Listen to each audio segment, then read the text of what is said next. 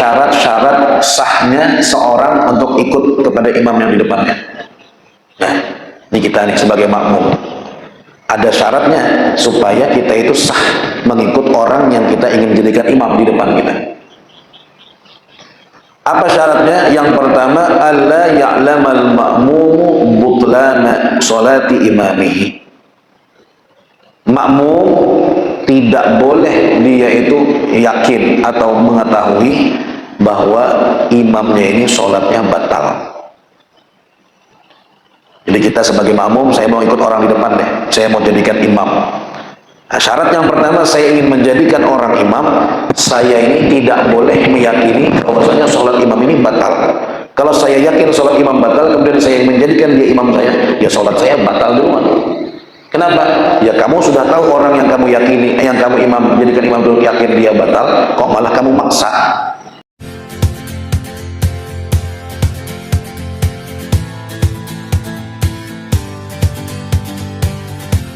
Assalamualaikum warahmatullahi wabarakatuh.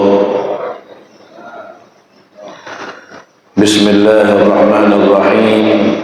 Alhamdulillahi rabbil alamin. Wa bihi nasta'inu ala umuri dunya waddin. Wa sallallahu wa sallama ala sayyidina Muhammadin wa ala alihi wa sahbihi ajma'in. Subhanaka la ilma lana illa ma 'allamtana innaka antal alimul hakim. Rabbi shrah li sadri wa yassir li amri wahlul 'uqdatam min lisani yafqahu qawli. Bijahin nabiyyi wa alihi wa sahbihi amma ba'd. Alhamdulillah, segala puji syukur kita haturkan kehadirat Allah Subhanahu wa taala yang masih memberikan kepada kita nikmat umur yang insyaallah dibarengi dengan sehatul afiah. Masih Allah berikan kita nikmat taufik dan hidayah, pertolongan serta kekuatan sehingga kita masih bisa menjalankan kewajiban-kewajiban kita, yaitu kewajiban sholat dan dilanjutkan dengan kewajiban menuntut ilmu agama. Mudah-mudahan sholat kita, zikir kita, majlis ta'lim kita seluruhnya diterima oleh Allah Subhanahu wa taala dan diberikan pahala yang berlipat ganda, serta dijadikan kita orang-orang yang tulus ikhlas di dalam beramal hanya karena Allah. Amin ya rabbal alamin. Salawat serta salam tidak lupa pula kita haturkan kehadirat junjungan kita, baginda Nabi kita, Nabi besar Muhammad sallallahu alaihi wa ala alihi wa sahbihi wasallam, dan juga kepada keluarga Rasulullah, sahabat-sahabat Rasulullah, dan orang-orang yang meladani jalan baginda Nabi besar Muhammad sallallahu alaihi wa ala alihi wa sahbihi wasallam sampai hari kiamat nanti. Amin ya rabbal alamin. Hadirin dan hadirat jamaah yang dimuliakan Allah Subhanahu wa taala, alhamdulillah kembali kita bisa melanjutkan pelajaran kita yang kita baca dari kitab Risalah Jami'ah, melanjutkan pembahasan kita yang kita buka tadi malam antara maghrib dan isya, yaitu adalah masalah sholatul jamaah, sholat berjamaah. Kita ketahui hukumnya adalah fardu kifayah, harus ada dalam satu kampung dilaksanakan sholat berjamaah yang menampakkan syiar Islam. Kalau tidak ada sama sekali dalam satu kampung, maka sekampungan itu dihukumi berdosa, haram. Diwajib minimal satu ada sholat berjamaah. Kemudian tadi malam telah kita ketahui juga bahwasannya dari awal sholat 5 waktu ini diwajibkan oleh Allah sampai beliau wafat, tidak pernah sekalipun sholat dalam keadaan sendirian. Selalu Nabi sholat dalam keadaan berjamaah. Ini dalil yang paling kuat untuk kita fahami tentang keutamaan sholat berjamaah ini. Usahakan kita selalu sholat dalam keadaan berjamaah, sekali-sekali sholat sendirian. Jangan sampai terbalik, sholat selalu sendirian, sekali-sekali baru berjamaah. Jadi jadikanlah sholat berjamaah itu dalam diri kita seakan-akan wajib, seakan-akan. Kan hukum aslinya tadi sunnah muakkadah, tapi kita jadikan di dalam diri kita seakan-akan wajib. Saya tidak mau sholat kalau tidak berjamaah, sehingga kita itu semangat untuk selalu mengerjakan sholat berjamaah di masjid, di musola. Terlambat kebetulan sudah selesai orang di masjid, cari mana ada orang yang mau sholat dengan kita, ya, ajak. Boleh orang itu sholat 2 kali, 3 kali dengan tujuan menemani orang lain sholat biar mendapatkan pahala berjamaah. Itu dapat nilai sedekah. Jadi sedekah itu bukan hanya berbentuk uang, sedekah itu bukan hanya berbentuk harta. Kullu ma'rufin sedekah, setiap kebaikan itu nilainya sedekah. Termasuk diantaranya tadi, kita sudah sholat subuh tadi sama-sama misalnya berjamaah, pas kita mau pulang tiba-tiba ada kawan kita baru datang terlambat ikut berjamaah. Kamu mau ngapain? Saya mau sholat subuh. Oh tadi terlambat kah? Iya. Ya sudah, saya temani. Biar kamu dapat sholat berjamaah, tidak sholat sendirian. Itu sedekah. Sedekah dari kita berupa kita meluangkan waktu menemani dia supaya dia tidak sholat sendirian.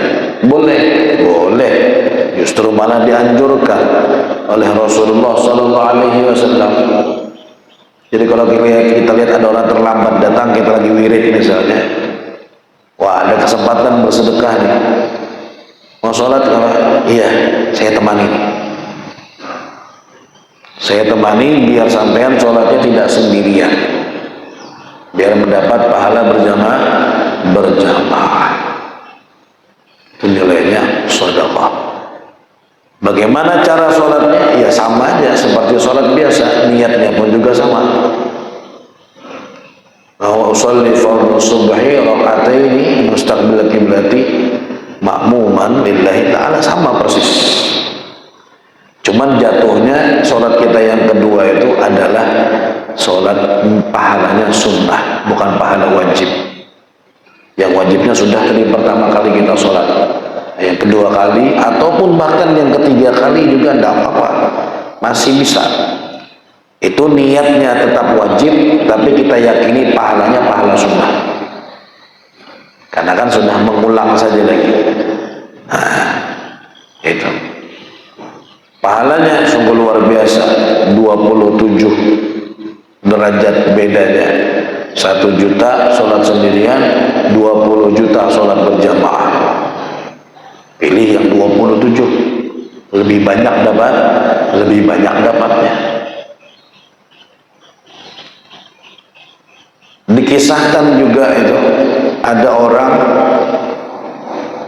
yang dia tadi itu terlambat sholat berjamaah. Biasanya berjamaah, cuman kebetulan saat itu terlambat. Ya, terlambat. Dia datang ke masjid sudah selesai. Akhirnya dia tahu ada di masjid lain yang biasanya agak lambat. Dia pergi lagi ke sana. Sampai sana baru selesai dia. Dia cari lagi mana ada mushola, sampai situ selesai juga sudah. Akhirnya untuk menebus ketinggalan dia sholat berjamaah, dia kerjakan sholat itu sebanyak 27 kali. Sebanyak 27 kali. Supaya apa? Tetap dapat 27 walaupun sholat sendirian. Malamnya mimpi, ya. Di dalam mimpinya itu dia melihat teman-temannya yang biasa sama-sama sholat di masjid ini naik kereta kuda sangat cepat, semuanya jadi satu di situ rombongan. Dia tentunya pengen ikut di situ, dia kejar tuh kereta kuda, dia pacu dengan kudanya sendiri. Tapi setiap kali sudah mau mendekat sampai menjauh lagi. Setiap kali mau dia raih menjauh lagi, tidak bisa.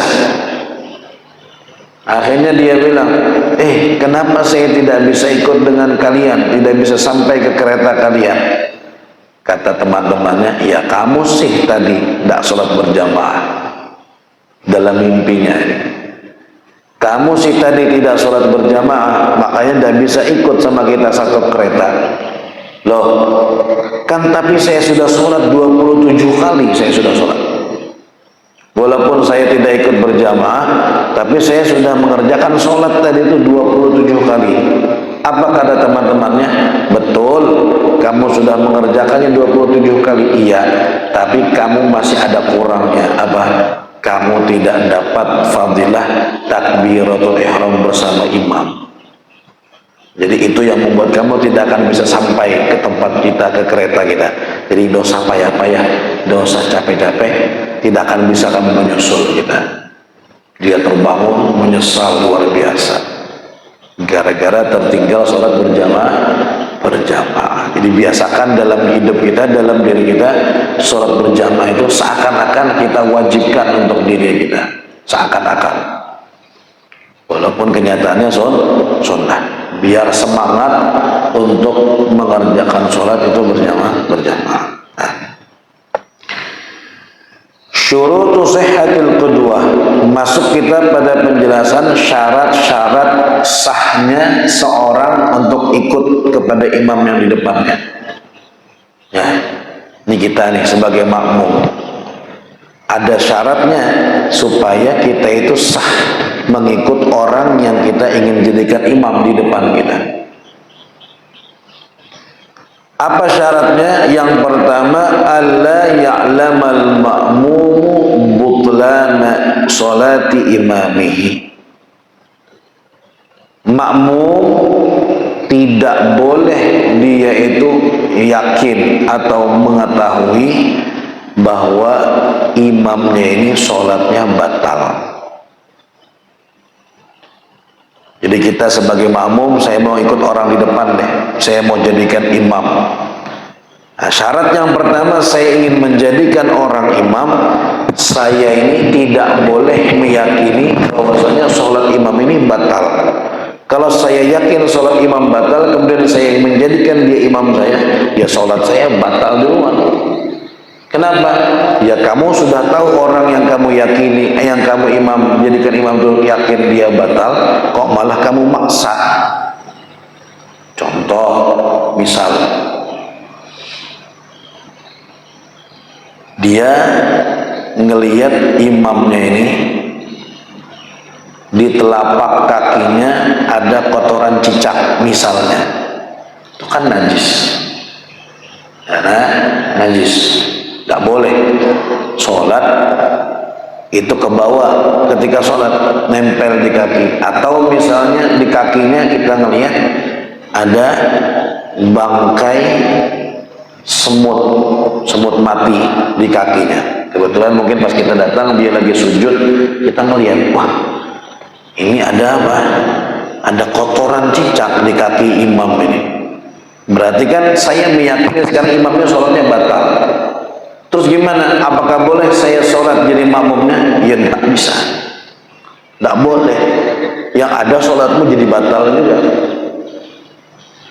Jadi kapan orang itu meyakini imamnya batal, sudah jangan nunggu apa-apa lagi, langsung berpisah dari imam.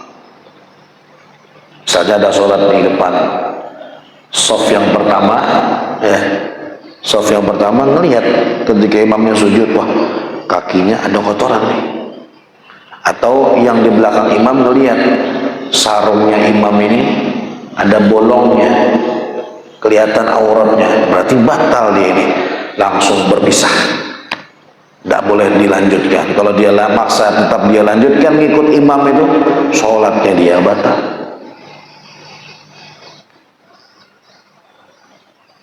Jadi harus yakin itu makmum bahwa orang yang dia jadikan imam ini sholatnya itu tidak batal, sholatnya masih tetap sah. Baik itu batalnya karena imamnya berhadas, atau misalnya imamnya tadi itu ada najisnya di tubuhnya, atau imamnya tadi itu mungkin terbuka auratnya ketika tengah-tengah sholat. Intinya jangan sampai makmum tahu imam itu sholatnya batal sehingga dia ikut batal juga kalau tetap dia paksa. Jadi kalau tahu imamnya batal langsung berpisah. Saya berpisah dari imam, namanya mufaraqah, ya, mufaraqah, berpisahnya makmum dari imam di tengah-tengah sholat. Boleh, tinggal dia niatkan saja di dalam hati, saya berpisah dari imam ini. Nah, maka dia sudah dianggap sholat sendiri. Tidak ada lagi sangkut pautnya sholatnya dengan orang yang di depan dia. Sholat sendiri sudah. Loh, pahalanya gimana? Ya pahalanya kan urusan Allah, bagian Allah. Kan saya tadi niatnya datang mau berjamaah, ternyata terjadi apa? Terjadi hal, akhirnya saya harus berpisah. Pahala jamaahnya bagaimana? Insya Allah pahala jamaahnya tetap diberikan oleh Allah Subhanahu wa Ta'ala sesuai niatan kita dari rumah, pengen sholat berjamaah. Kemudian syarat yang kedua, alla ya'taqidal ma'mumu wujuba qadha'is sholati 'alal imam. Makmum tidak meyakini bahwa imamnya ini sholat yang dia kerjakan itu nantinya tetap wajib diqadha atau dibayar. Ada orang tuh ketika sholat, dia sholat apa misalnya, ya, di saat dia sholat dan sholatnya selesai, itu sudah sholatnya dianggap, ya, sholatnya dianggap beres. Ada juga orang tuh ketika dia sholat yang dia kerjakan ini nanti wajib dikerjakan lagi, dibayar. Jadi sholatnya sekarang ini apa? Sekedar sholat menghormati waktu saja. Sholat ada waktunya, dia harus menghormati sholatnya. Contohnya seperti orang yang sholat karena tidak ada air di air. Ya. Ada orang sholat tapi wudhunya dia menggunakan tayamum. Karena apa? Karena di situ kebetulan lagi tidak ada air. Tapi normalnya di situ air banyak, misalnya air sungai. Tiba-tiba bisa menggunakan jalan terjadi. Tiba-tiba ternyata air kering, air wudhu dan bisa akhirnya tayamumnya kita bisa kita berada di daerah yang biasanya ada air, cuma kebetulan tidak ada air, mau tidak mau kita tayamum, kemudian kita sholat kita ini kita tanyakan dengan tayamum itu nanti kalau ada air wajib dulu. Karena kita tayamum di tempat yang biasanya ada air, kebetulan pas lagi tidak ada. Beda kalau sampai kita tayamum di tempat yang memang umumnya tidak ada air, jadi pada pasir itu kan jarang ada air. Kemudian kita mau sholat tidak ada air, kita tayamum, itu soalnya harus karena memang tempat itu memang biasa tidak ada air.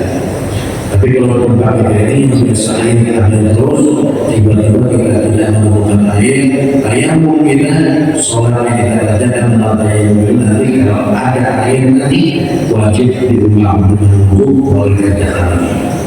Jadi sholat yang kita kerjakan sudah langsung selesai, atau yang dikerjakan nanti kalau dibayangin seperti yang dikerjakan.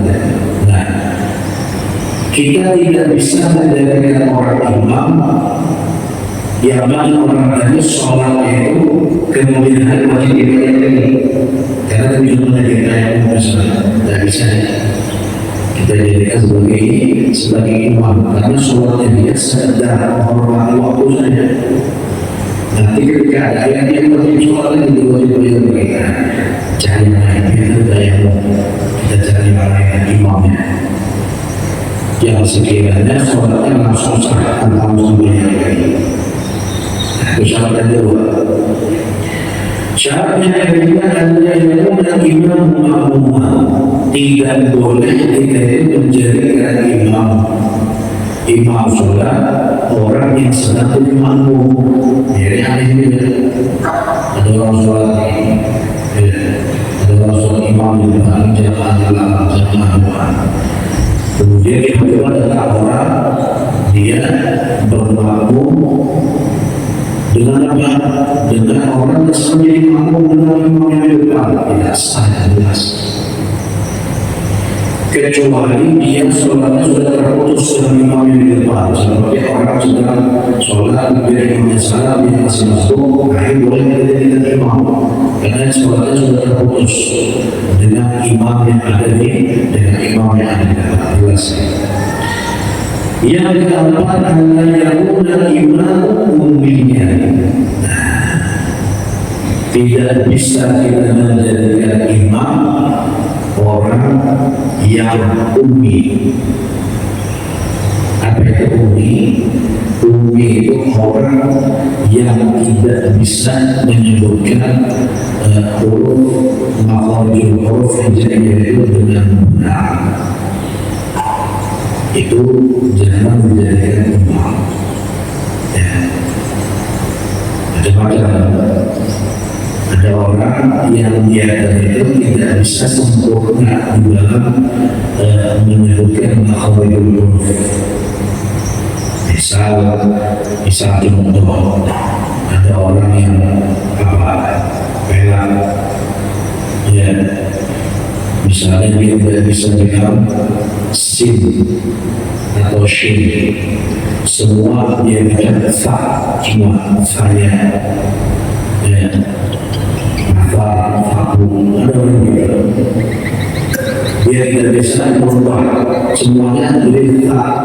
Padahal di dalam ini ada sin, ada shin, ada fa, berbeda-beda. Dia tidak bisa jadi kalau dia ihdinas siratal mustaqim,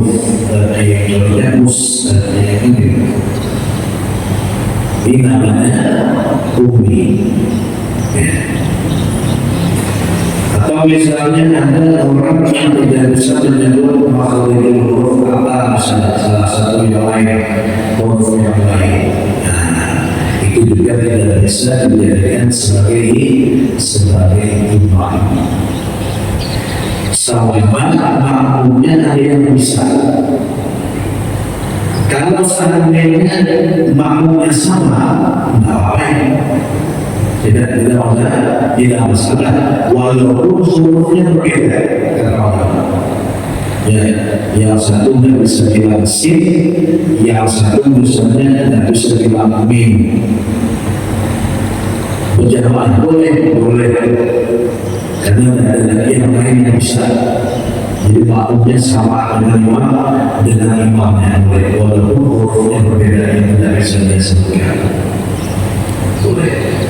Selama masih ada orang lain yang mampu untuk bisa mengucapkan huruf dari dengan benar, maka tidak boleh orang yang tidak mampu itu menjadi imam. Ada orang yang tidak bisa dengan sin dibilang disebutnya tak, اهدنا الصراط المستقيم والمستقيم المستقيم. Tidak bisa, memang tidak bisa, bukan orang yang tidak bisa yang aslinya bisa, cuma dia tidak belajar. Ini dia memang tidak mampu karena ada kekurangan di ibadahnya. Jadi walaupun dia cari pun dia sudah maksimal saja bisa. Ada yang orang tidak bisa bermeha, semuanya alhamdulillah bisa. Jadi untuk diri dia pribadi sah-sah saja kalau memang dia betul tidak mampu. Tapi kalau untuk dia memimpin orang sebagai imam ini yang susah. Ya. Jadi yang susah, ini yang susah. Tapi kalau dia sendiri, soal untuk dia sendiri tidak usah. Itu ada syarat-syarat berjamaah bagi si makmum. Ada pun syarat berjamaah secara umum, baik itu makmum maupun imamnya yang secara bersama-sama. Yang pertama adalah yang dikatakan lahu ala imamihi fil mawqif. Tidak boleh makmum mendahului imam posisinya di saat sedang melakukan gerakan sholat. Tempatnya ya, ini imam, ini makmum. Dua makmumnya posisinya daripada imam tidak boleh. Ya, harus makmum itu di belakang sedikit daripada imam. Kalau sejajar hukumnya makruh, sejajar hukumnya makruh dan penghilangan pahala jamaah. Jadi perjalanannya sia-sia. Tapi sholatnya tetap sah. Tapi kalau mendahului posisinya dan mendahului imam dalam mazhab Imam Syafi'i itu membatalkan sholat.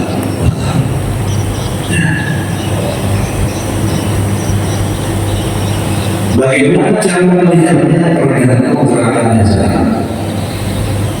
Kalau sholat ketika posisi berdiri, maka patokannya adalah tumit. Ya, kalau posisi berdiri, patokannya adalah tumit. Jadi tumit yang mampu tidak boleh melebihi daripada tumitnya imam. Jadi patokannya tumit berdiri. Walaupun jalannya lebih maju, makmumnya belakangnya ada orang yang kakinya panjang, misal contoh. Jadi berdiri sampai imam, jarinya lebih depan daripada imam. Bagaimana hukumnya? Yang penting tumitnya ada. Karena ketika berdiri itu patokannya adalah tumit. Beda lagi ketika sujud. Ya, kalau sujud beda lagi. Kalau sujud yang menjadi patokannya adalah lutut, tumpuan lutut, itu yang patokannya.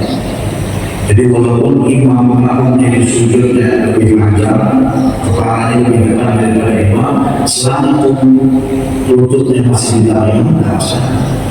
Barangkali makmumnya tinggi, imamnya orangnya pendek misalnya. Jadi ketika sujud itu justru makmumnya lebih depan kepalanya daripada imam. Jadi ya, tumitnya masih depannya. Kalau tumitnya lebih depan imam, ya aman. Karena ketika sujud patokannya tumit. Patokannya lutut ketika sujud. Jadi kalau lututnya masih depan imam, tidak masalah. Walaupun mengambil depan imam dan segala macam. Jadi beda-beda. Kalau berdiri tadi beda kita patokannya. Kalau dari sujud itu adalah lutut. Kalau duduk antara dua sujud itu duduk ketika bersyawal duduk antara dua sujud itu patokannya adalah pantat. Jadi selama pantatnya makmum masih di belakang imam, maka itu hukumnya sah, tidak membatalkan sholat. Jadi yang pertama, tidak boleh makmum mendahului imam. Jadi kadang-kadang itu sholat tarawih, sholat hari raya jamaah banyak, kadang-kadang posisi imam itu juga akan makmum. Ya, kadang-kadang bagi sebagian masjid saking banyaknya imamnya di sini, makmumnya depan jalan terbelah dari ukhuwah betul. Itu sholat kedua, sholatnya batal. Wajib harus dimusuhkan dengan imam. Karena kalau sebagai masjid di Sulawesi itu garis dicek di batas terakhir imam makmum, jangan lebih dari ini, jatuhnya lebih depan daripada imamnya. Dicek begitu. Ketika ada apa isolasi atau garis apa, menghindari supaya makmum tidak lebih depan daripada imam. Jangan.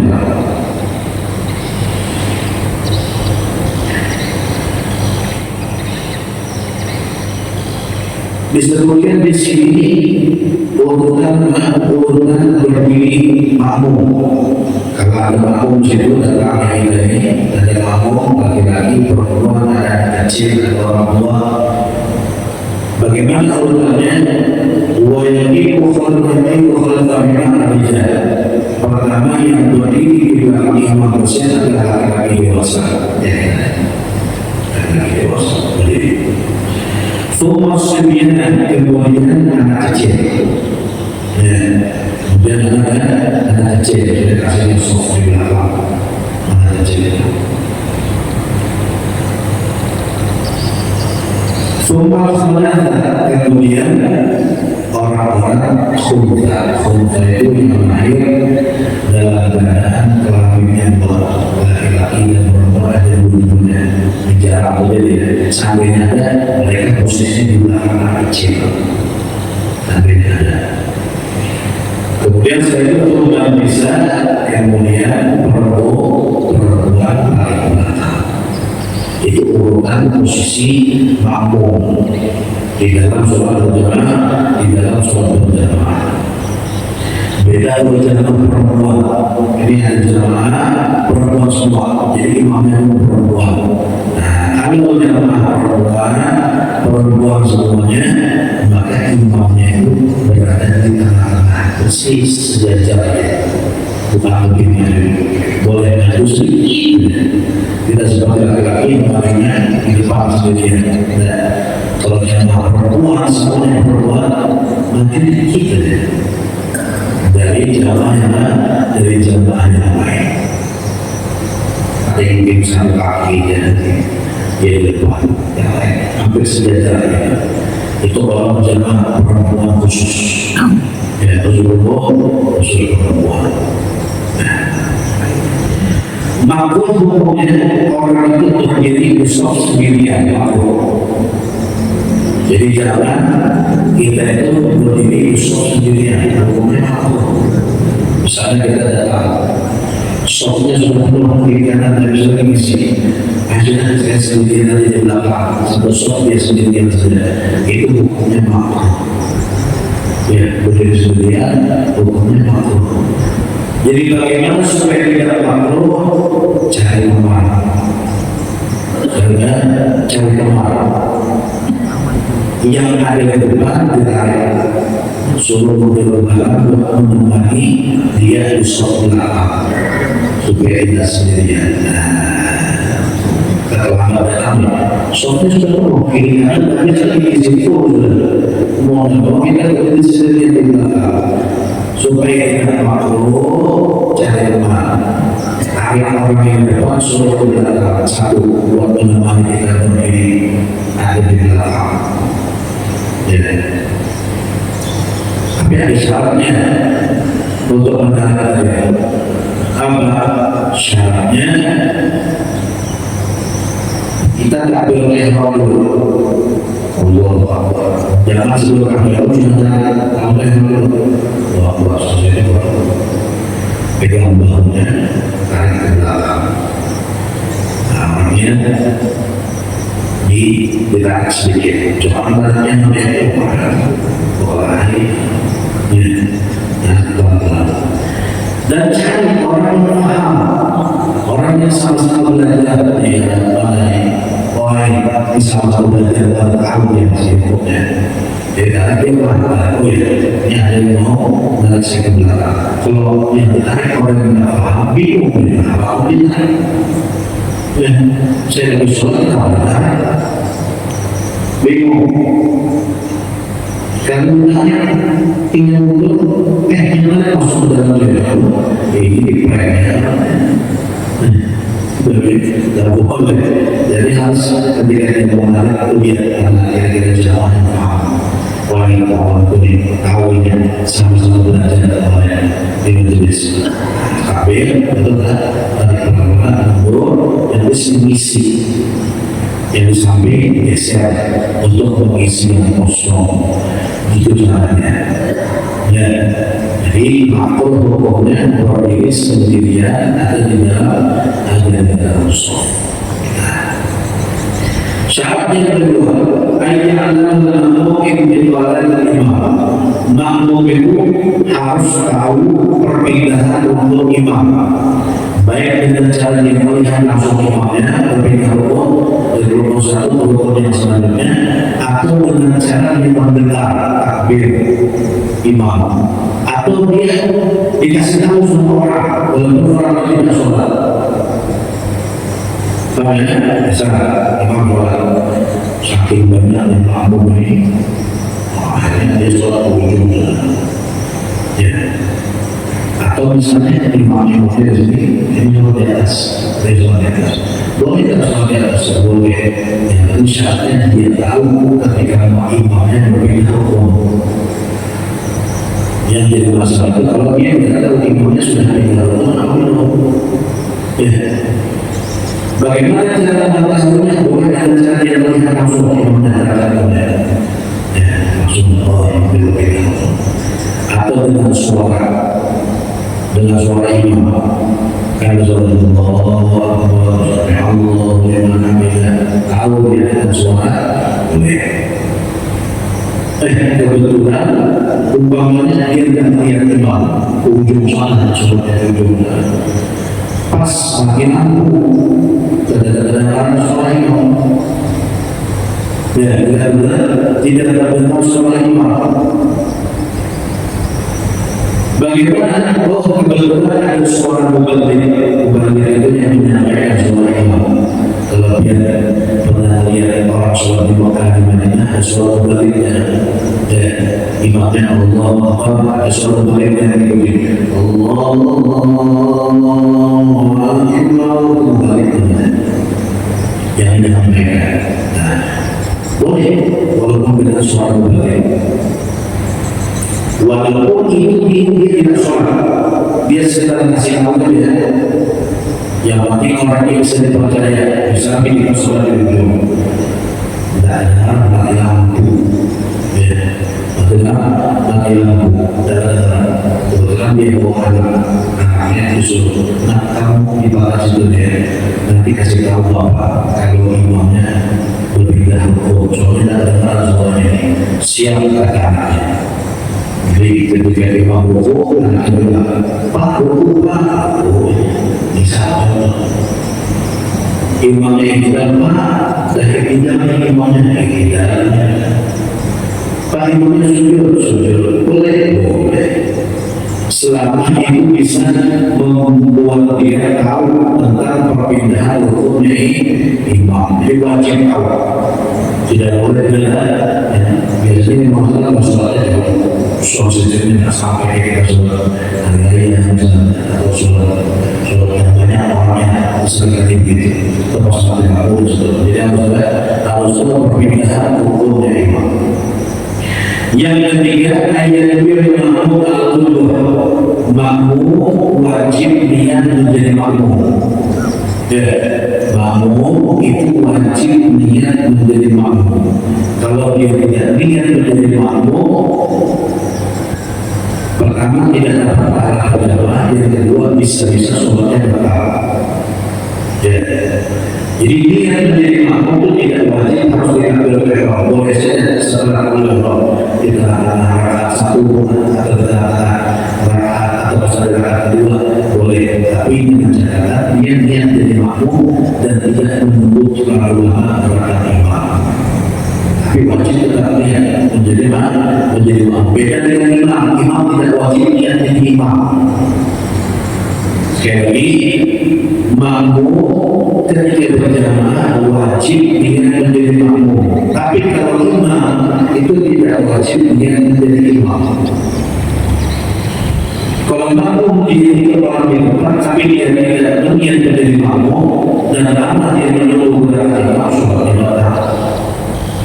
Tapi kalau imam tidak menjadi imam, sholatnya tidak masalah. Cuma ya ruginya dia tidak dapat pahala jamaah, makmumnya tidak dapat pahala jamaah dengan dia. Dia sebagai imam tidak dapat pahala jamaah dengan makmumnya. Tapi sholatnya tetap sah. Itu imam itu. Kalau makmum nggak bisa, harus dia menjadi makmum. Imam itu wajib niat menjadi imam, itu hanya di empat sholat saja. Selain dari empat sholat ini tidak wajib niat menjadi imam. Apa saja empat sholat ini? Pertama sholat Jumat, wajib dia niat menjadi imam. Ya, dari santai. Karena sholat Jumat dikerjakan pasti jamaah dari sendirian, wajib dia niat jadi imam. Yang kedua, ketika mengulang sholat seperti yang kita awal dari ya, ada orang menunjukkan saya kemari, kebetulan saya jadi imam, yang mengulangannya sudah sholat jadi imam. Nah, wajib dia berjamaah, karena mengulang sholat tidak boleh kecuali berjamaah. Itu yang kedua.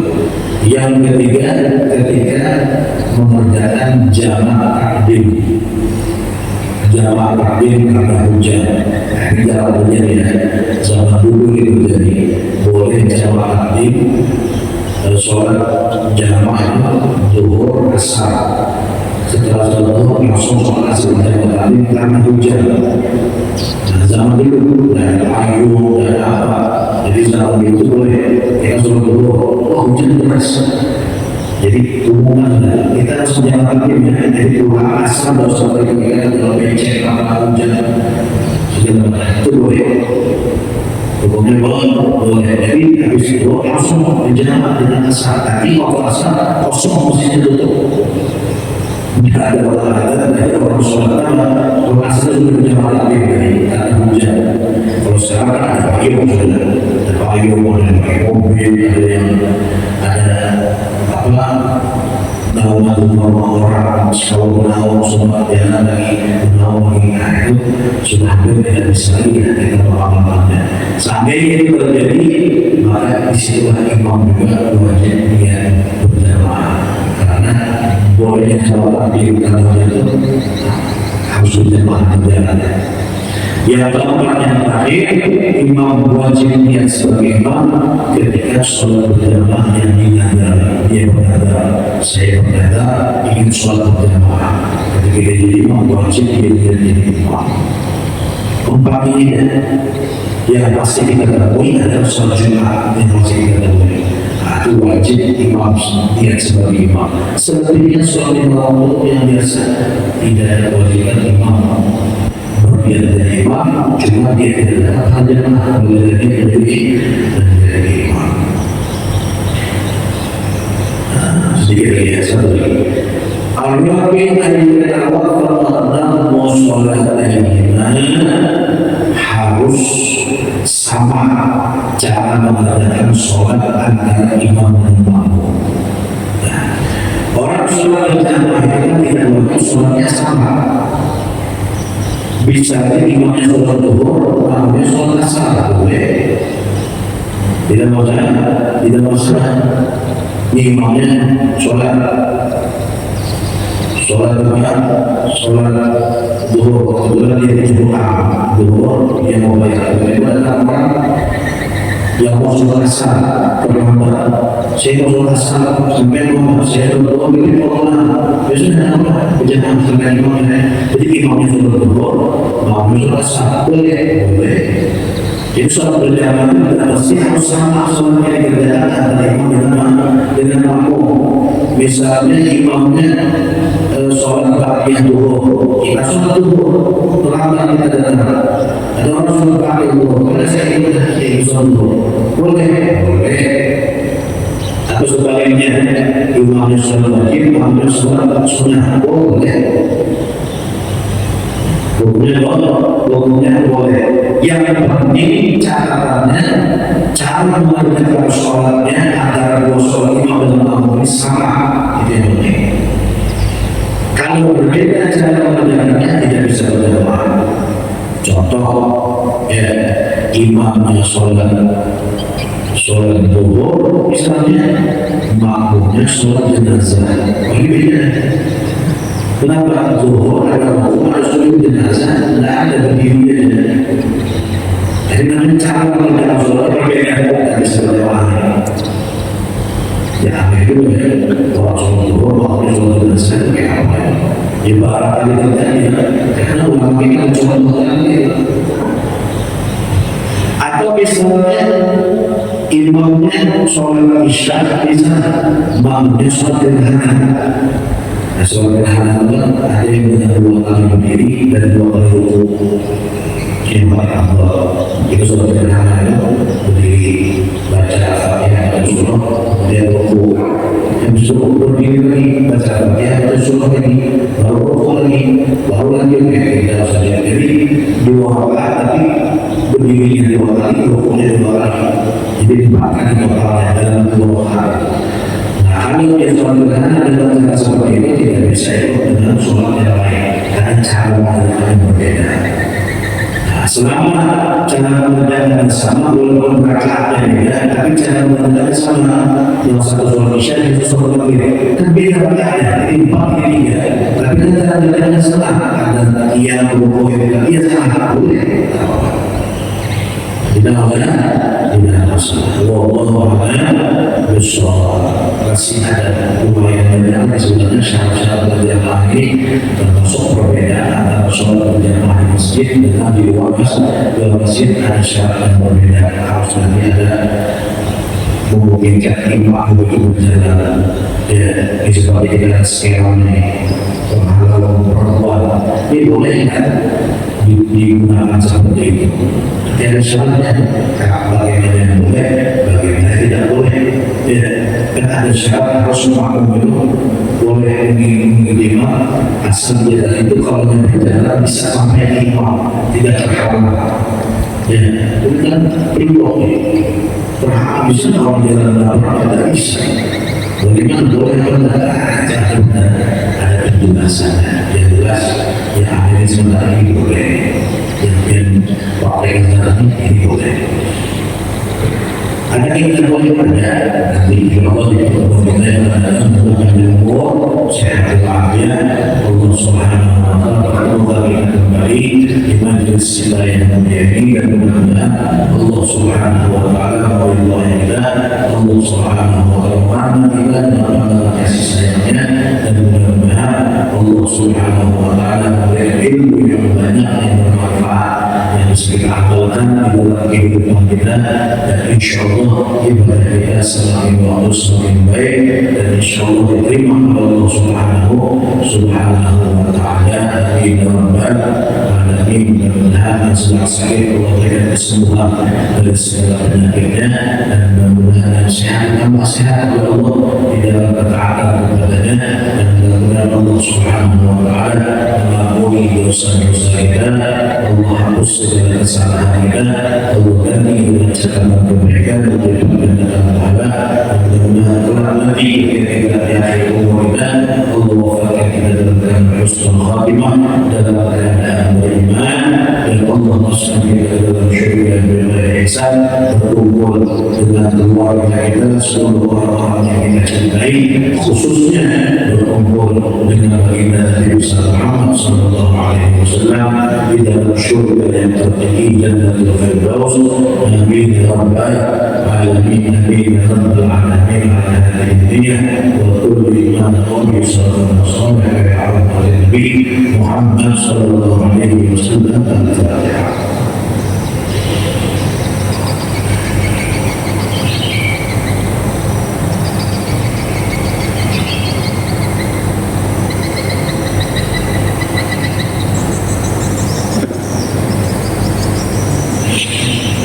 Bismillah. Bismillahirrahmanirrahim. Alhamdulillahirabbil alamin. Wassalatu wassalamu ala asyrafil anbiya'i wal mursalin sayyidina Muhammadin wa ala alihi wa sahbihi ajma'in. Allahumma iftah 'alaina futuhal 'arifin wa bina bid-din wa bina tawil wa bina bis-sawa'i sabil waj'alna min rahmatil 'alamin wa sallallahu mursalin. Allahumma akrimna bi nuril fahmi wa akhrijna min dhulumati zidna 'ilma. Rabbana atina fid dunya hasanatan wa fil akhirati hasanatan wa qina adhaban nar. Sallallahu ala sayyidina Muhammadin wa ala alihi wa sahbihi wa sallam. Subhana rabbika rabbil izzati amma yasifun. Salamun ala mursalin walhamdulillahi rabbil alamin. Ini dari saya berterima maaf salah kata atau berlawan ahlilan dari Allah dan ini wa'alamu'alaikum warahmatullahi wabarakatuh.